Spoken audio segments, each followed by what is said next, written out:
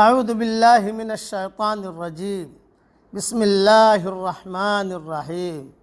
سورہ احزاب کی چند آیتیں پڑھ رہا ہوں۔ آیت نمبر 69، آیت نمبر 70، آیت نمبر 71۔ یا ایہا الذین آمنوا لا تکونوا کالذین آذوا موسیٰ فبرأہ اللہ مما قالوا۔ اے ایمان والو، تم ان لوگوں کی طرح نہ بنو جنہوں نے موسیٰ علیہ السلام کو اذیت پہنچائی، تو اللہ نے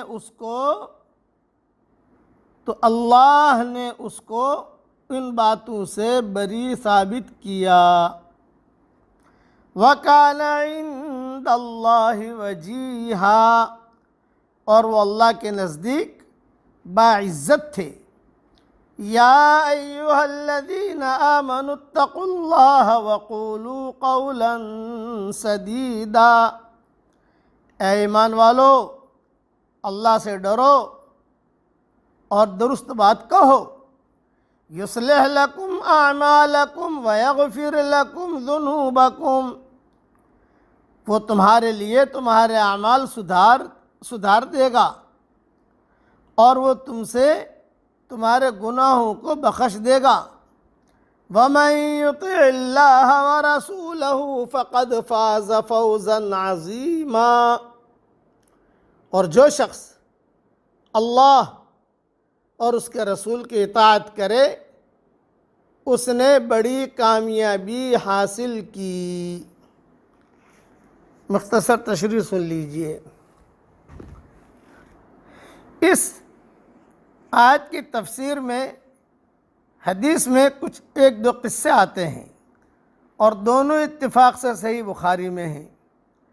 نمبر 1، حضرت موسیٰ علیہ السلام نہایت باحیا تھے، چنانچہ اپنا جسم انہوں نے کبھی لوگوں کے سامنے ننگا نہیں کیا۔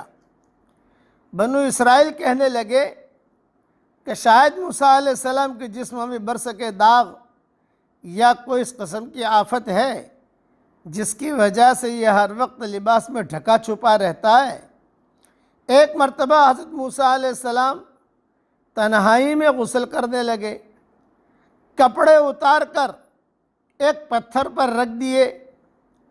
پتھر اللہ کے حکم سے کپڑے لے کر بھاگ کھڑا ہوا۔ حضرت موسیٰ علیہ السلام اس کے پیچھے پیچھے دوڑے حتیٰ کہ بنی اسرائیل کی ایک مجلس میں پہنچ گئے۔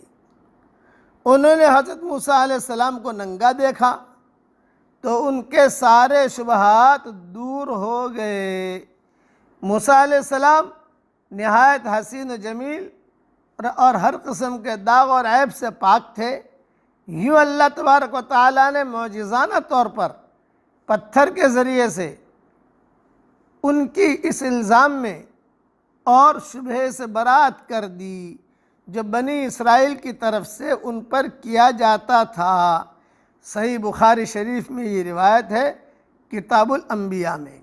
حضرت موسیٰ علیہ السلام کے حوالے سے اہل ایمان کو سمجھایا جا رہا ہے کہ تم ہمارے پیغمبر آخر الزماں حضرت محمد صلی اللہ علیہ وسلم کو بنی اسرائیل کی طرح ایذا مت پہنچاؤ، اور آپ صلی اللہ علیہ وسلم کی بابت ایسی بات مت کرو جسے سن کر آپ صلی اللہ علیہ وسلم قلق اور اضطراب محسوس کریں۔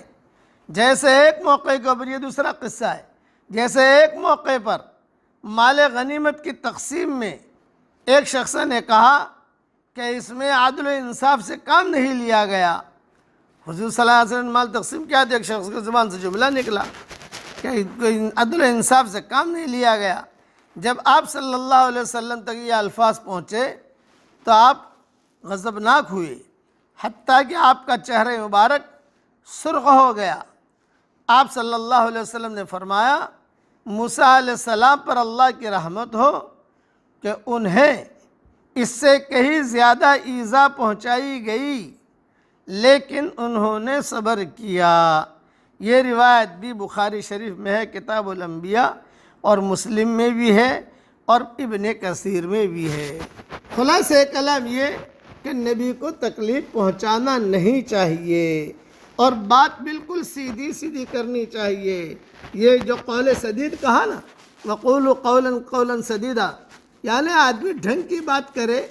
کلام کی دو قسمیں ہیں، ایک ہے سدید کلام، دوسرا ہے غیر سدید کلام۔ سدید کلام وہ ہے جو عین مطابق حقیقت ہو، جو واقعاتی تجزیہ پر مبنی ہو، جو ٹھوس دلائل کے ساتھ پیش کیا جائے۔ اس کے برعکس غیر سدید کلام وہ ہے جس میں حقیقت کی رعایت شامل نہ ہو، جس کی بنیاد ظن اور گمان پر قائم ہو، جس کی حیثیت محض رائے زنی کی ہو، نہ کہ حقیقت واقعہ کے اظہار کی۔ اول ذکر کلام جو ہے یہ مومنانہ کلام ہے، اور ثانی ذکر کلام جو ہے منافقانہ کلام ہے۔ اس لیے آدمی منافقانہ کلام سے بچے، مومنانہ کلام اختیار کرے، صحیح صحیح بات کہے اور صاف صاف بات کرے، ہیرا پھیری والی بات نہ کرے۔ اللہ تعالی ہمیں قول سدید پر عمل کرنے کی توفیق عطا فرمائے۔ آمین۔ وآخر دعوانا ان الحمد للہ رب العالمین۔